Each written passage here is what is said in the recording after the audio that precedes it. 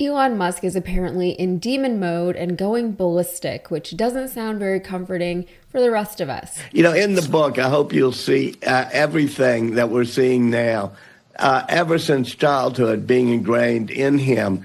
And what his one-time girlfriend Grimes called demon mode, he can snap into demon mode, and he's in demon mode now when it comes to the question of whether NASA, the space agency, should be folded. That was Walter Isaacson, Elon Musk's biographer, speaking to CNBC about Elon's disapproval about what's currently going on between the NASA complex and the federal government. We'll hear more from Isaacson in a minute, but the American people have been going through it lately. Trump is leaving the country for a week, so there's no hope of the government reopening until at least October 30th. House Republicans are still scattered around the country. Speaker Johnson still has not sworn in Adelita Grijalva, and now he's being sued over it. And all of this disruption with the government shutdown has been affecting NASA operations in a very significant way. You guys know that I live in Houston, but more specifically, I live on the south side of Houston, which is where the Johnson Space Center is. Plenty of NASA stuff around here, you can't escape it.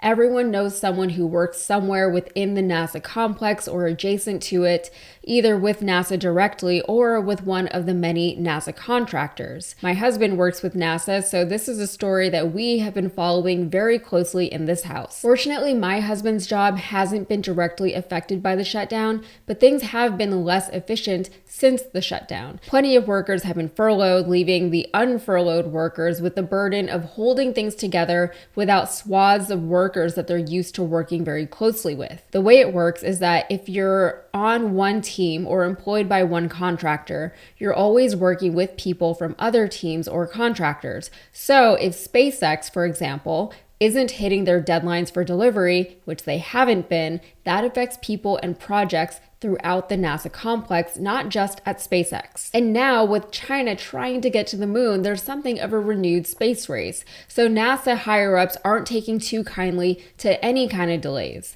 The current goal for the Artemis mission is to get to the moon by 2028, and that's boots on the lunar ground. And SpaceX is working on the lunar lander, and that's a craft that will literally put those boots on the lunar ground. However, since SpaceX has been falling behind, U.S. Transportation Secretary Sean Duffy, who has been serving as the acting NASA administrator since the summer, has announced earlier this week that he will be reopening the SpaceX contract to other companies such as Blue Origin. Here is Duffy speaking about his decision. Now, SpaceX had the contract for Artemis 3. By the way, I love SpaceX. It's an amazing company. The problem is they're behind. They pushed their timelines out, and we're in a race against China. The president and I want to get to the moon in this president's term, so I'm going to open up the contract. I'm going to let other space companies compete with SpaceX, like Blue Origin. And again, whatever one can get us there first to the moon, we're going to take. And if SpaceX is behind, but Blue Origin can do it before them, good on Blue Origin. But by the way, we also might have two companies that can get us back to the moon in 2028. But again, we're not going to wait for one company. We're going to push this forward and win the second space race against the Chinese, get back to the moon, set up a camp, a base, and from there, we're going to figure out how we can actually get to Mars. I do not want to go to Mars, by the way. It's got to be so cold there. But Elon Musk hasn't been a fan of Sean Duffy for a while. In fact, he never wanted Duffy to be the administrator in the first place. Jared Isaacman was the original nominee for the position before Trump pulled the nomination, seemingly just to stick it to Elon Musk, who was a big fan of Isaacman. So here is Elon's biographer, Walter Isaacson, discussing the rift surrounding the Yank appointment of Jared Isaacman. Jared Isaacman, who had flown on some SpaceX missions, and Musk knew him, had been nominated to be NASA director. And Trump told Musk, before it became public, I'm yanking Jared Isaacman's appointment. That caused Elon Musk to really go ballistic, so to speak. And it's not because Jared Isaacman is some close personal friend. I've seen them together. They're not pals.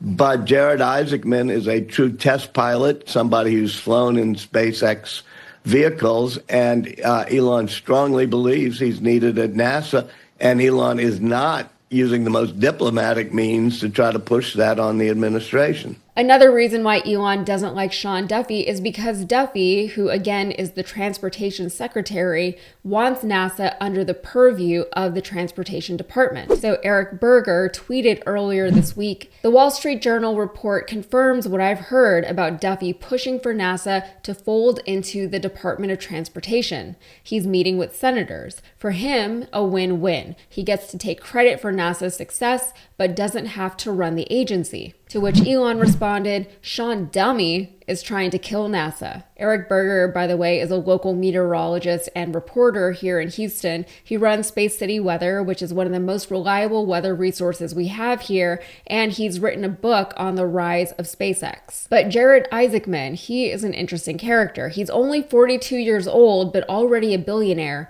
And last year, he became the first civilian astronaut to walk in space. He dropped out of high school and started a company called Shift4 Payments in 1999 when he was just 16 years old.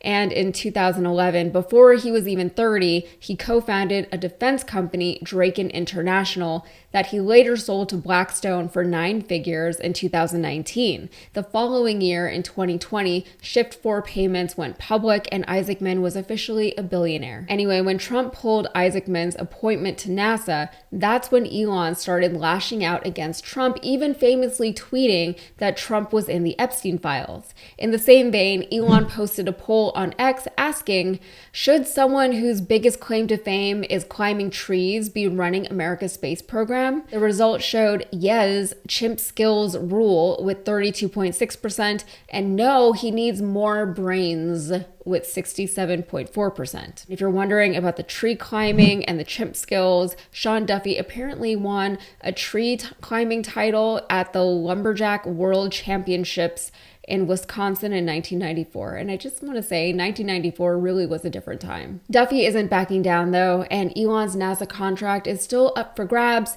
Duffy posted to X, "Love the passion. The race to the moon is on. Great companies shouldn't be afraid of a challenge. When our innovators compete with each other, America wins." And Elon responded saying, "They won't. SpaceX is moving like lightning compared to the rest of the space industry. Moreover, Starship will end up doing the whole moon mission, mark my words." This is sort of classic Elon though. He loves to make promises that sound lofty and impressive, but then he fails to deliver. Promises, however, in combination with his billions of dollars and his reputation as a tech innovator or disruptor or whatever, is all he needs to attract investors. He says, this is what I'm going to do and I'll need this much money to do it, and then he gets the money and then he doesn't do it. He doesn't do what he says he's going to do, or if he does, he doesn't do it to the level that he originally promised he would, or within the time frame that he promised he would. NASA has always been caught between a rock and a hard place regarding its ties to the government.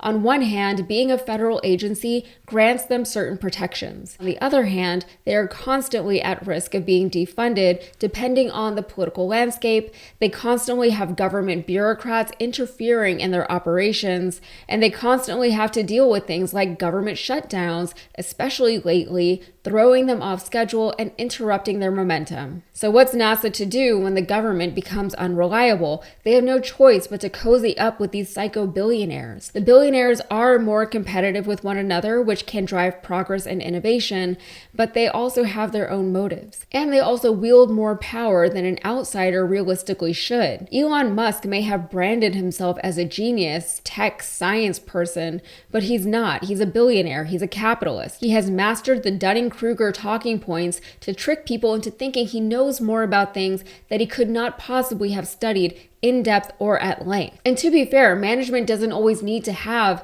the technical expertise of the actual engineers and developers, but for Elon Musk, that aspect of his personality, or rather of his brand, has lent him more credibility within the field than he probably should ever have been granted, and that stolen credibility has lent him an immense amount of power within the national government and around the world. And just a reminder, Elon Musk did not build Tesla, nor did he develop its technology, he bought it. All right, that's it for me. If you got anything out of this, please like the video and subscribe to the channel for more. Thanks.